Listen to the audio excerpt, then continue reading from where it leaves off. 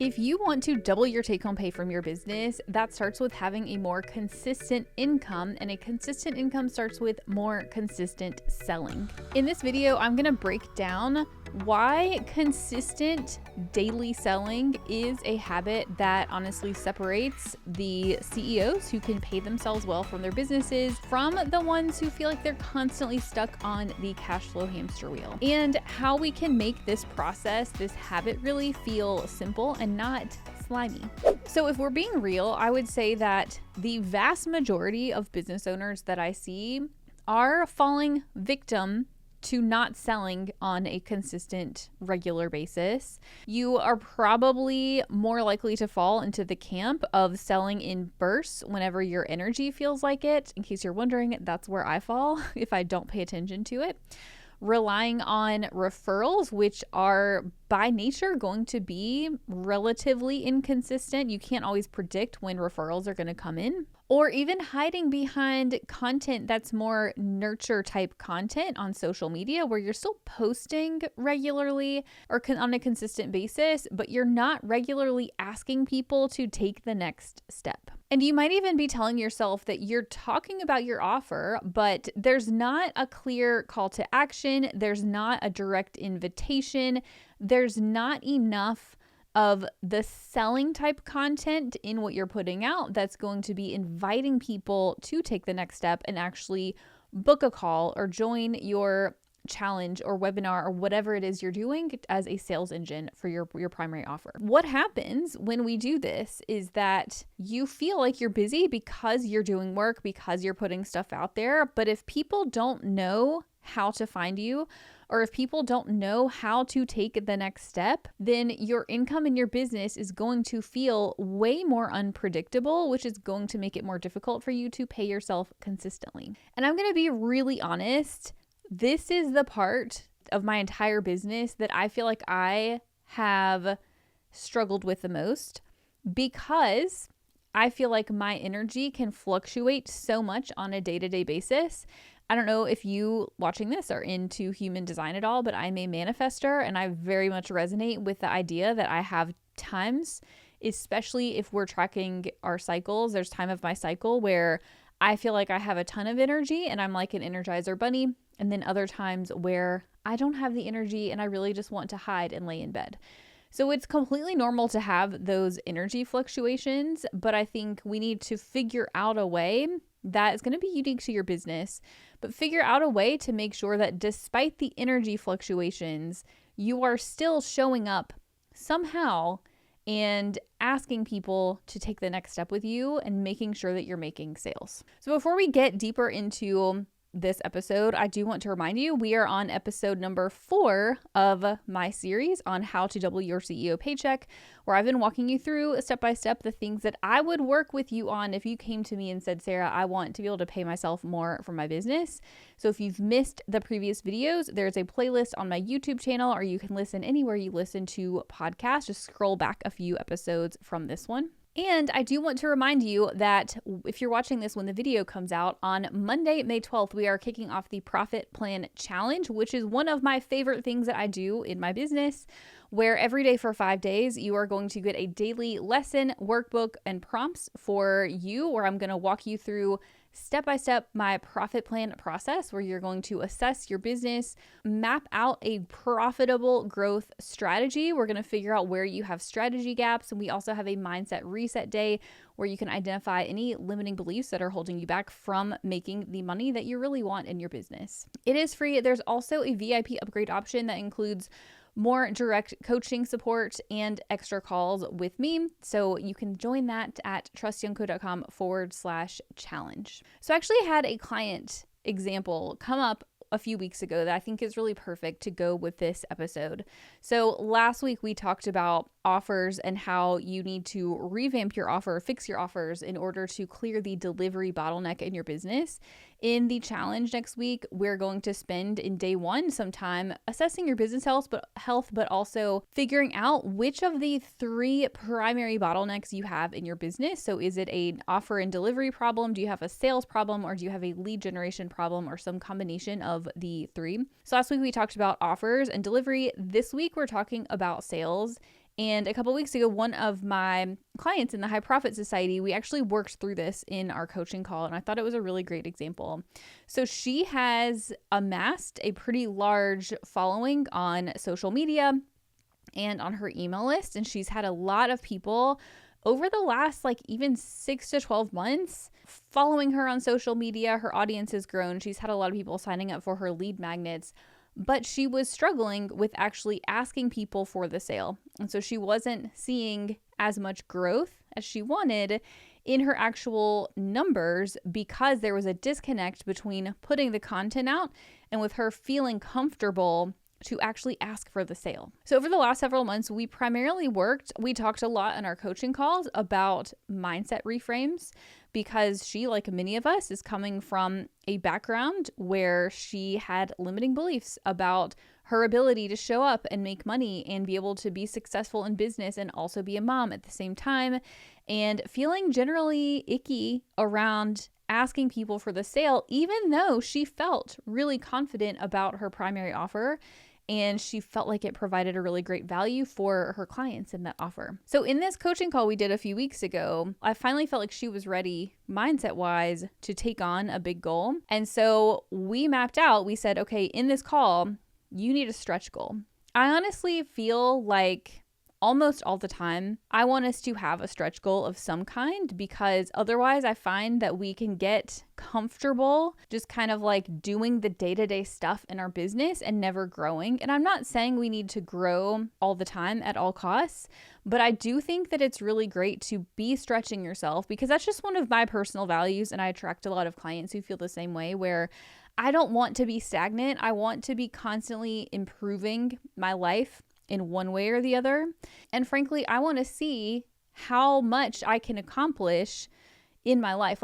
What am I capable of? Not coming at it from a place of let me overload myself, but coming at it from a place of I just want to see what's possible for me and how far can I go and how much impact can I have. So we set a bigger revenue goal for her, a pretty big milestone based on where her revenue was in the past. And we sat on that call and we did the math, and we realized that to hit the goal, we were like, can you set a goal of making 20 pay in full sales of this offer in a month, given you have an audience of 20,000 plus people? And she was like, well, yeah, I mean, logically, it seems like I should be able to do that if I'm selling. So just stepping back and going through the process of setting the goal, creating the sales plan, figuring out how you're going to promote, how you're actually going to achieve that sales goal, I think is the first step. And I've done other episodes, which we can link, around how to create a sales plan so you know what targets you're aiming for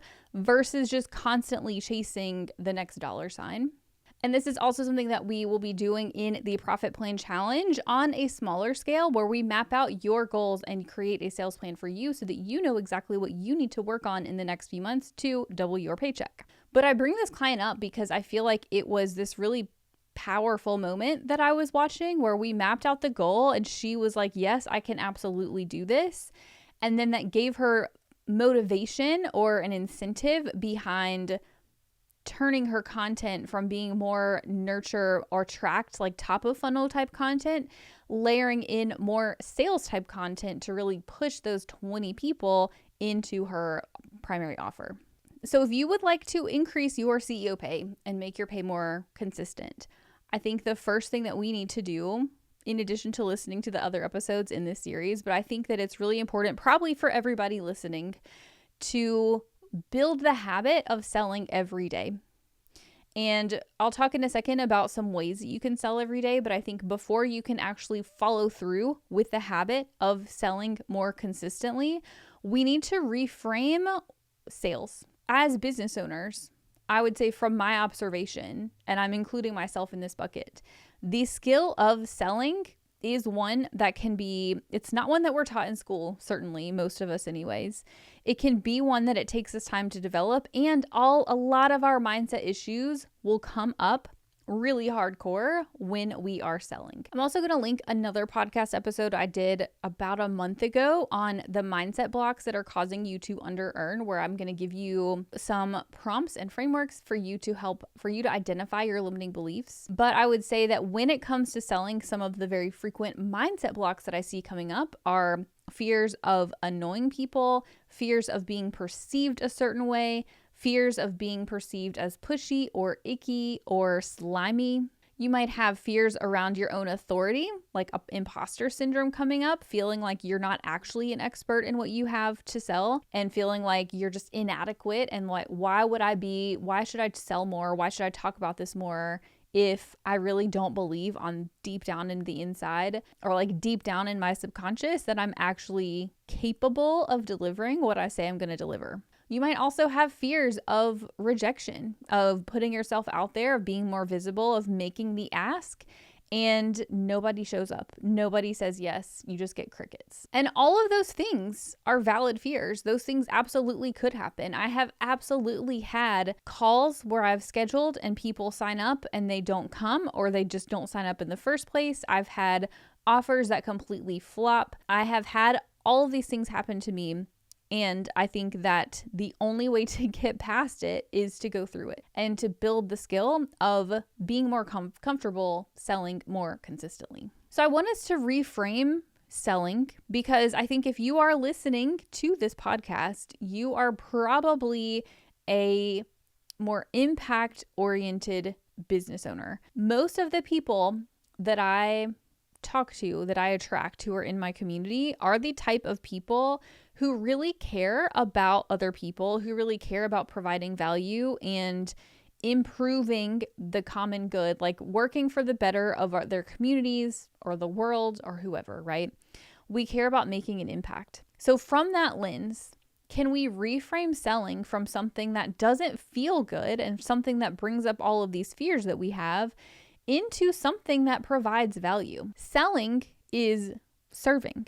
Because if your offer is set up in a way that it actually provides results for people, then I would say, who are you to not make sure that your ideal client doesn't know about this? Who are you to not tell your ideal client that your offer exists? Because if you truly believe that it provides value, and I know that you know it does, why would you not want to shout about it from the rooftops? So if we think about selling less from a used car salesman standpoint and more about how are we providing value, how are we improving the world around us, and also impacting ourselves and our families positively by running a profitable business, and then also just reframing it to be more around community building and saying, I'm here to serve other people, I'm here to build relationships with people, I'm here to talk, like to have real human conversations, then I think that it becomes easier to build the habit of selling and to be excited about what you're doing because you're excited about the impact that it's going to have.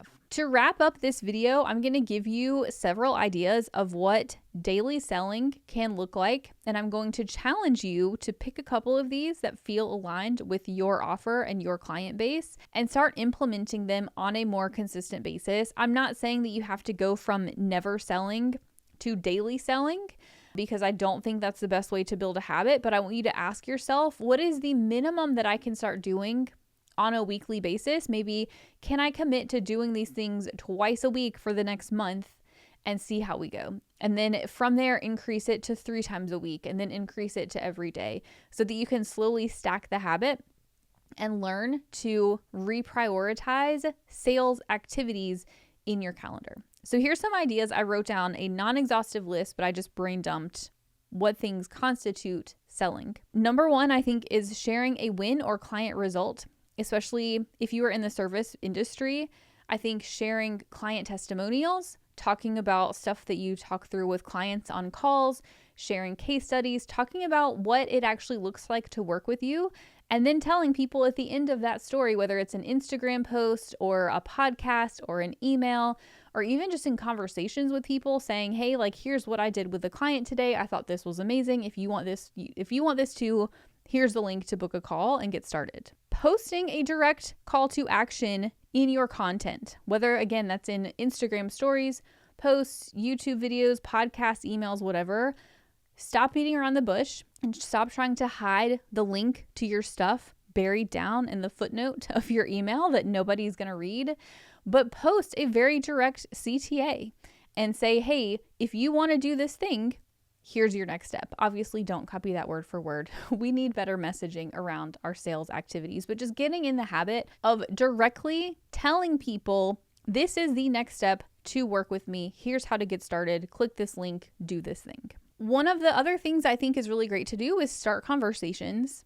And we have a challenge in the High Profit Society called the 100 Touch Connection Challenge, where I challenge people over 5 to 10 days to reach out and have 100 conversations with people. And there's lots of versions of this challenge out there.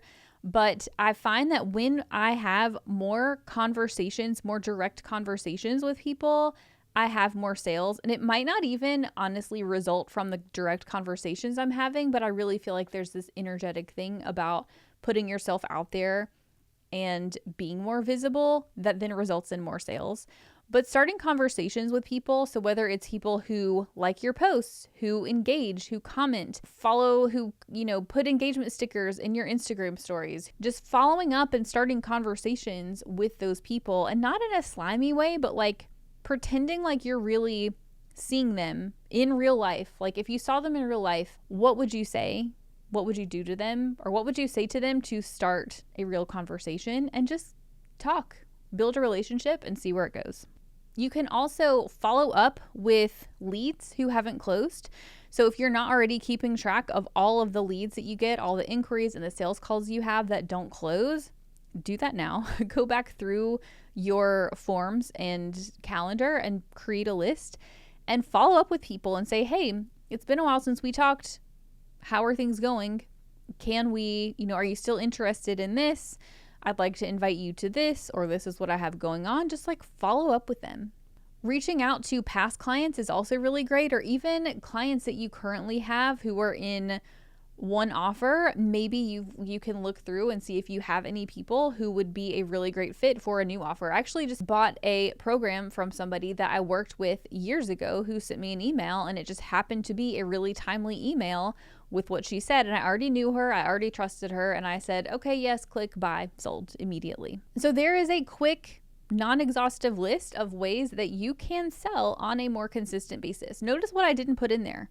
I did not say create a whole new offer and start talking about that. I did not say create a whole new lead magnet and email sequence and 20-step funnel and start talking about that and promoting that, because I think there are faster and easier ways to make sales on a more consistent basis. And once you have mastered these, then we move on to some of the more advanced sales tactics. But first, let's start with the basics. All right, y'all. So that is it for this episode. I hope to see you in the Profit Plan Challenge kicking off next week from May 12th to May 16th. You can sign up at trustyoungco.com/challenge. It is completely free. It is a really great challenge. It's going to give you really clear, tangible action steps that you can take to grow your business, grow your profits, and grow your bank account. So thanks for watching, and I'll see you back next time.